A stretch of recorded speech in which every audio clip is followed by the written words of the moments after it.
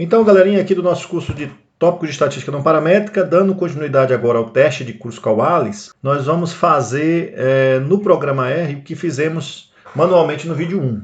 Então agora vamos usar um programa R, né, para fazer a análise do teste de Kruskal-Wallis.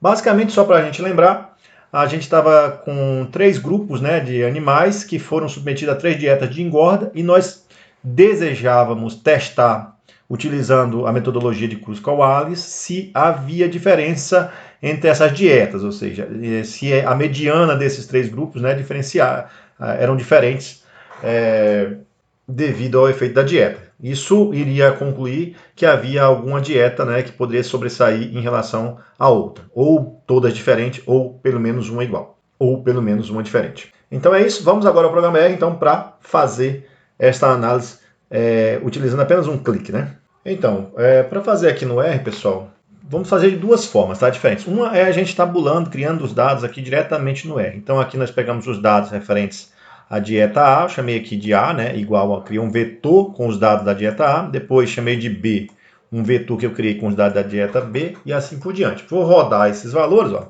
E aí eu rodei os dados. A função que faz o teste Kruskal-Wallis é a função Kruskal.test, ela é do pacote stat e já vem instalado no R diretamente. Como você colocou aqui os três,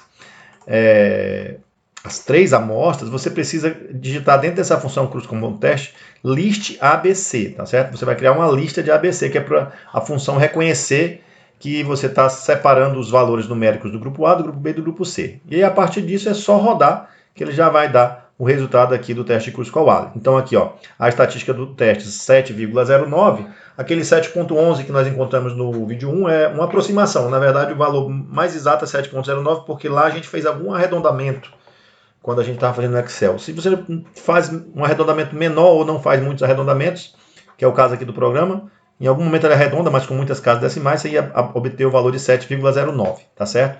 Então essa é a estatística do teste de Kruskal-Wallis. Grau de liberdade 2, né? DF igual a 2. E o p-valor pequenininho, 0,02875. P-valor pequeno significa o quê? Rejeita H0, rejeita a hipótese nula de que os grupos têm mesma mediana, que os grupos são provenientes da mesma população, e fica com a hipótese alternativa de que há uma diferença entre as dietas, né? Ou seja, alguma dessas dietas apresenta resultado melhor do que a outra. Uma outra maneira de você fazer isso, pessoal, é você importar os dados. Então eu já tabulei os dados no arquivo TXT, só que tem uma maneira correta de você fazer essa tabulação, tá certo? Bom, nós já tabulamos os dados, aí é o nome do arquivo, lá na parte onde está salvo o arquivo, está chamado de exemplo teste de Kruskal-Wallis.txt, nós vamos usar a função read.table para importar os dados, tá? Estou chamando eles aqui pelo objeto de dados. Vou mudar o diretório, session, mudar o diretório aqui, session diretório, mudar o diretório, vou colocar ele aonde? Na pasta, a pasta métodos estatísticos não paramétricos, que é onde está o meu conjunto de dados. Então eu tenho que mudar o diretório para lá, rodo aqui, ó, e já rodou os dados. Eu vou só selecionar aqui os dados e vou rodar para vocês verem como foi que eu salvei lá. Os dados tinham que ser salvos dessa maneira aqui, ó, com 2 colunas. Uma coluna indicando a dieta, outra coluna indicando o peso, que é uma maneira muito comum de tabular os dados, né? Então a dieta A, B, né, C e os valores de cada uma delas. Você precisa, para trabalhar agora dessa maneira, você precisa ter salvo os dados dessa maneira, feita a tabulação dessa maneira. Feito isso, né, para que o R entenda que o que está em cada uma dessas colunas, a variável que está em cada uma dessas colunas, é importante lembrar que na função read.table eu coloquei h igual a t, que seria true, seria o cabeçalho, existe, né? O cabeçalho significa o quê? Dieta e peso, aqui a primeira informação que tem nos dados, eles não são informações numéricas, são informações da variável. Então aqui nessa coluna é a dieta, nessa coluna é o peso. Quando eu vou aqui a taxa de dados, é para você fazer a leitura direta dessas colunas. Então ele vai, quando você digitar dieta, ele já vai reconhecer que você está pegando a coluna A. Se você digitar peso, já pega todos os pesos. Você está com um conjunto de dados muito grandes, você nem lembra direito como é que você escreveu as variáveis, então você pode colocar aqui names dados, é só para uma sugestão, né? Normalmente eu faço isso. O que aparece nos dados? Tem a coluna da dieta, tem a coluna do peso, podia ter a coluna do colesterol, podia ter a coluna de outras variáveis, e assim por diante.